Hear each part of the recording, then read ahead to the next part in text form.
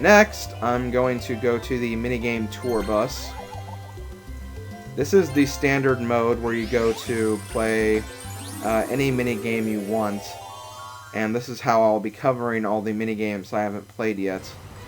So I'm just going to go from category to category to make sure I've played them all. I believe we've actually covered all the 4-player games, but I'll just quickly cycle through to make sure.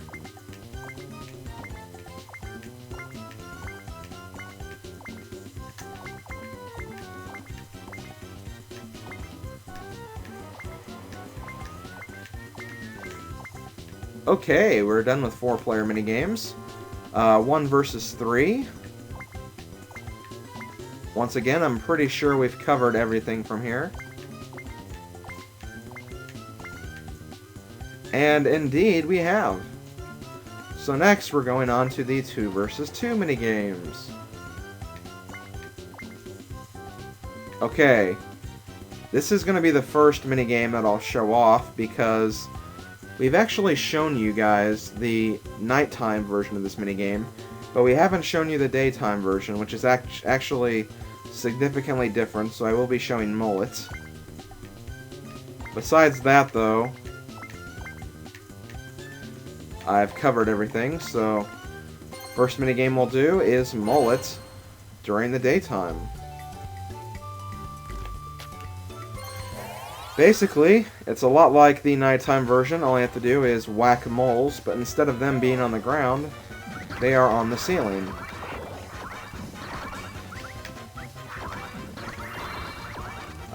Definitely expect to get more points in this version of the minigame, because you can actually go a lot faster, and because ground pounding actually takes a lot longer than, you know, just jumping. But still, I think it could actually be a lot more difficult, because I think it's actually a lot easier to hit the piranha plants in this version. Because sometimes when you're jumping, you'll often jump before you're under it. So, you know, you can kind of get some extra speed going, and you can actually do it a little faster. But sometimes a piranha plant can get in your way and can really screw you up. But that about does it for the 2 versus 2 minigames. Next we'll move on to the battle minigames, which, if I remember correctly, we haven't shown you guys control shtick yet, so let's go ahead and do that. Tilt the control stick and the C stick so that your left and right hands match the directions displayed on the screen. The last player standing wins. And that's really about it for this minigame. Not really that hard, you just use the control sticks and point in the directions you're supposed to. It will get faster as time goes on, though, so you have to make sure you stay matched with the speed. The speed is pretty generous at first, though, but the longer you go on, the more intense it actually gets. And one thing I've actually noticed from playing this minigame, especially with hard computer players, is that they'll often all fail at the same time, so you can generally expect that from them. Generally, anyways. Generally is the key word.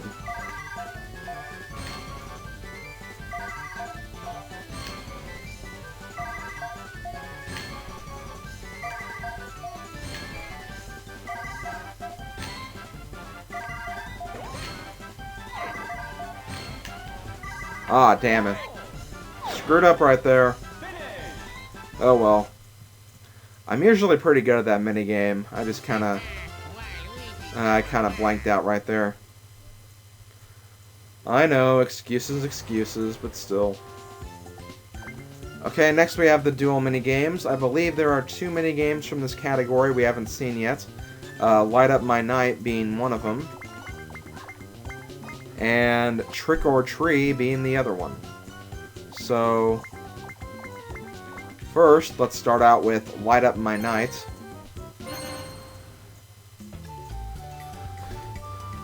Scramble through the dark maze to find candles and set them ablaze. Whoever lights 5 candles first wins, so you just move around and light candles. Kind of a fun fact about this minigame. I actually did get this minigame in the unshown version of Fair Square. Because if you remember correctly, I actually had to do Fair Square twice, because I didn't really like the recording that I had for the original version of it. So, this was one of the minigames that was actually covered in that unrecorded section. Unfortunately, I didn't suck at it like I did in this one. But it's actually a pretty easy minigame. I just sucked it up right there. Okay, next minigame we have is Trick or Tree. I'll go ahead and fight Waluigi in this one for no reason. 4 shady trees will shuffle and dance. When they stop, it's up to you to pick the tallest tree. Whoever picks the tallest tree wins. And yeah, it's kind of a luck-based minigame. I'm pretty sure it's luck-based anyways. Correct me if I'm wrong, and actually have some proof to back up your statements if you are trying to prove me wrong. But I am pretty sure it's luck-based. I mean, there's like really no way to tell, in my opinion. I think someone said you could tell by the leaves that fall from the tree, but I'm not really sure. We'll see what happens, though, I guess. Wow, Waluigi actually got the tallest tree right there. Oh well, no big deal. Okay, so yeah, I kind of suck with the dual minigames, but whatever. Dual minigames suck, so I'm not going to cry about it. Next we have the DK minigames. We have played Peer Factor. We have played Banana Shake. We have not played Tally Me Banana, though, so that is the next minigame we're going to cover. Jump from barrel to barrel without falling into the water to grab the most bananas. And yeah, you just move and jump. Now what you can do in this minigame is, once you jump on a barrel, you can actually use that momentum to skip around across the other barrels in the course. But this minigame is actually kind of tricky because of the controls. It is kind of tricky, I will admit. It really is, because like, oh damn it, Luigi! Did you see that? Luigi jumped off my head to get the last barrel. But yeah, sometimes it can be really hard to get specific barrels without jumping back to the pier.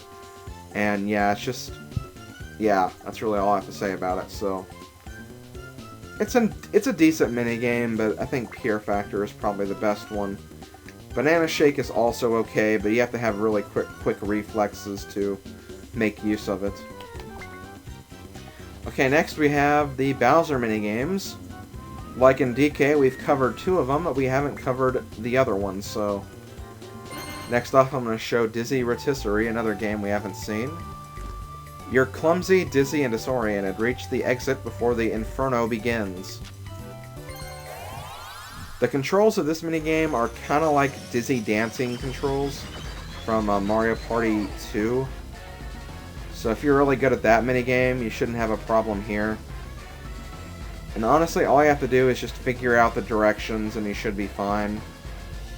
You're given a lot more time than you actually need to finish this. And of course, the computer players are complete idiots whenever they do this minigame, so I wouldn't be surprised if every computer player fails here. Okay, Waluigi made it out, but yep, Luigi and Wario weren't so lucky.